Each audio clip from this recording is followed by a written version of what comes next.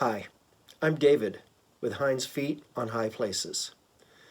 So I was supposed to be climbing Mount Sunapee, but unfortunately we had a power issue. I wasn't able to get any sleep, so I didn't want to go on a long hike on an unfamiliar mountain with no sleep. So I decided instead that I would do a gear video. So for those who don't know my background, I started hiking later in life. I used to hike as a kid, but life happened. I stopped hiking. I got busy. I was working. I was going to college. I was in the military, in the reserves, and I just I didn't have time for leisure pursuits like hiking. Well, a few years ago, my daughter and her family moved in with us for a short time, and my oldest grandson, Michael, indicated that he'd be interested in trying hiking. Specifically, he wanted to go climb a mountain. And so we climbed Mount Monadnock and had a really good time. And then we went with his slightly younger brother, and he had less of a good time. So Michael and I ended up doing an awful lot of hiking together, climbing mountains, working the 52 with a view list. Well, it rekindled my passion for hiking. And so when they moved out, I decided I really wanted to do more of it. And that's kind of how this YouTube channel was born, was because I wanted to be able to speak to and inspire older people. Not necessarily old, but people who've gotten out of it and gotten busy with life, to just get out there and do it. Now, a lot of the gear that I have is from my military background, and you'll see that during the course of this video, but it's not ultralight. It's some good quality gear, sturdy, but like my pack is a 110-liter pack. That's huge. That is like twice what a lot of people use for through hiking. And my base weight, I guarantee you, it's not single digit. There's been a few times when I questioned whether it was even double digit. It felt triple digit. My pack can handle those heavy weights. My back, not so much. So I'm trying to work through my gear issues, but I'm also getting out there just with what I have laying around. You can get some quality gear inexpensively used. And I mean, it doesn't really matter if you get out there, you start hiking, and you've got your old school knapsack. Whatever you got, use it. And over time, you can save up, you can build up, and you can get the better gear. That's what I'm doing. So let's start with talking about the big three. So what is the big three, you ask? The big three are the three most expensive and heaviest, in general, items in a backpacker's kit. They are your tent, your sleep system, and your backpack. Now, my tent that I have chosen is not a tent, it's a hammock. If you saw my hammock video, you saw my setup. I have not improved much of that setup other than I have replaced the ropes that came with my cheap Amazon hammock with a set of war bonnet straps that are much better. My kit is right here. I've got a military bug net. I've got a $20 Amazon hammock. I've got a blue tarp and some 550 cord for a tent, and then I've got a green closed cell sleeping mat to help with the bottom insulation a little bit. I would estimate that this weighs 6, 8 pounds maybe. So this by itself, this does not include the sleeping bag, is about 6 to 8 pounds. So this is my tent and half my sleep system. All right? So, sorry, cat. So the rest of my sleep system is this. Yes, this massive sausage. It weighs another 8 pounds, so there's 16 pounds just in 2 of the big 3. It is rated at 20 below zero. I've taken it out in 20-degree weather. I did not sleep outside all night. If you want to, I'll link to my hammock video where I tried to test this out and see what it was actually good for. It kept me warm, but other issues forced me back inside. So the nice thing about this sleeping bag is it is a modular system. So it's got the basic sleeping bag, and that itself is rated at like maybe 40 degrees. But it has a Gore-Tex shell that goes around it. So even if I get water on me, it doesn't soak into my sleeping bag, which is huge. It also has a cold weather liner that goes inside it, and the entire system together is rated at 20 below. It is extremely warm, but it's heavy.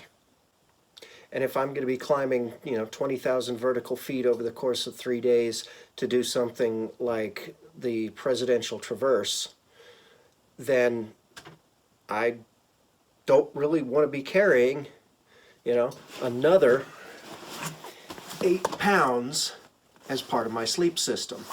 So again, eventually I hope to replace both of these with one piece of gear. I don't play that guitar anyway. And that piece of gear is going to be a war bonnet hammock, tarp, underquilt, and overquilt system, which together total, I believe, weighs about 7 pounds. So replacing 16 pounds with 7 pounds. But that's going to cost me some money. So again, I'm saving up and I'm replacing it piece by piece when I can. All right? So the third item in the big 3 is my pack. And it's a doozy. So unlike some pieces of my gear that look military and are actually issued to me, this one I actually purchased. It is a 110-liter external frame pack. It's got a fairly good padded waist belt. It's very adjustable. This piece right here that the strap's attached to is on a little slide. Let's see if I can show that. So it's got this little slide right here. You loosen these up, you can slide it up or down so that this is the right length for your torso. This pad here can be slid up and down. It actually attaches through the bars on the frame. Now, on this I have put a small grenade pouch. No, I don't carry grenades with me, but it's perfect fit for my compass. And it's got this little slot right here for a magnesium fire starter bar. I've got a canteen pouch, and inside that, a canteen cup. Standard canteen cup. You can put this right in a fire. This was my go-to pot until very recently when I replaced it with the one that I'm going to show you when I get to my kitchen stuff. It's got 2 little side pouches. I generally keep a thing of chapstick in one, and I may keep a pocket knife or I keep a set of water purification tablets in the other. On the other side, again, another canteen pouch, same two pockets, no cup in this one, and generally I'll keep snacks, I'll keep my buff, my hat, something, you know, just things that might come on and off and I just need a place to stuff them. Here, this pouch is really cool. So in this pouch, I keep my battery bank, I keep my phone, I keep a pair of reading glasses, I keep, let's see, I think it's in here. No. Yeah, it must be in my drawer. But I've got a very small signal mirror. It's one of those emergency things that I like to keep with me just in case. It's a signal mirror. It's got a small hole in the middle, and you can look through it, look at what you want to signal, and then you move it back and forth, and it will show flashes of light so that the person will see the flashes of light and look towards you. It's a way of signaling for help. I also have a small pouch here on the shoulder that I keep a multi-tool in. And then on the back side, it has, I'm trying to make it so that you can see this. Here, I tell you what. So it's got a zippered bottom, so you can unzip that and get to the items that are in the bottom of the pack. Now that zippered bottom is really useful, and I keep all of my emergency gear in that. So I've got my rain gear that I keep in there, I've got my first aid kit, I've got my repair kit, just anything that I think I might need in kind of a hurry, I can keep it in here without interfering with the main compartment. Now the main compartment and the zippered pouch do connect, but there's like a webbing in between it, so it keeps things from falling through, but small things will fall through. It has a large pouch on one side, and in there I generally keep water bottles, I keep my filtration kit, except in the winter, of course, when I've got to keep it on my body in order to keep it warm.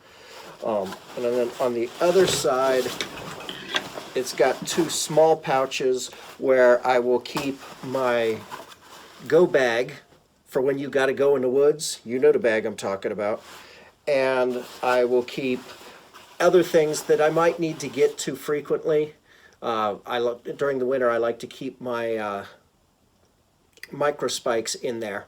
So when they're not on my feet, they're in that bag. They're easy to get to, and I can just tell my buddy, hey, yeah, top left bag, pull out the micro spikes. We can help each other out that way. The top has this nifty little flap that opens up, and in there I will keep a notepad, I will keep like a couple pair of hot hands, and I will keep in a Ziploc baggie, I will keep my map. So it's easily accessible, I don't have to go rummaging around, and it keeps the map roughly flat so my map stays in better condition. But the best part, in my mind, of this pack are these. So these are your straps, and you can tighten them, you can loosen them, but it has this nifty little setup here where if you just take this and you give it a good pull, they come apart. So if you're in a situation where you need to drop your pack in a hurry, you know, maybe like in a river, then you just give that a good hard yank. The thing is, I've been using this for years. I have never had this thing come open on me. The way that it works I don't know if you can see that. You've got the little clip that goes in there, and it just squeezes through. So you take this piece, this little ring here, and you put that through this ring. And then you take this piece, you put it through, and then you take this snap. Now, you pull on that as hard as you want. This snap doesn't come undone. But if you pull up on it, it pops the button so that all of the pressure is held by that little plastic clip, which just goes right through, and the entire thing comes apart. There's one on each side, so you just grab them, pull, and your pack is on the ground. Which, you don't want to lose your pack, but if you're having difficulty with a river crossing and you're being swept away, better to lose your pack than to drown. So those are my big three. So when I shot that video, I wanted to do my entire setup, but after putting it all together, I realized the video is way too long, so I decided I would just stop with my big three. One of these days I'll take the rest of that and put it together and talk about all the other little odds and ends that I've got in my kit. So I hope you enjoyed the video, and I hope that it gave you some ideas of how you can take things that you've already got and start putting together your own kit for getting out in the woods. It doesn't have to cost you a fortune. You don't have to spend a tremendous amount of money to get started. You just need to take what you've got and get out there and start putting one foot in front of the other. Not having certain things may limit you as far as where you can go and when you can go. I wouldn't suggest using an improvised set of gear to try and do hiking in the White Mountains in January. It's just too cold. You got to have the right stuff.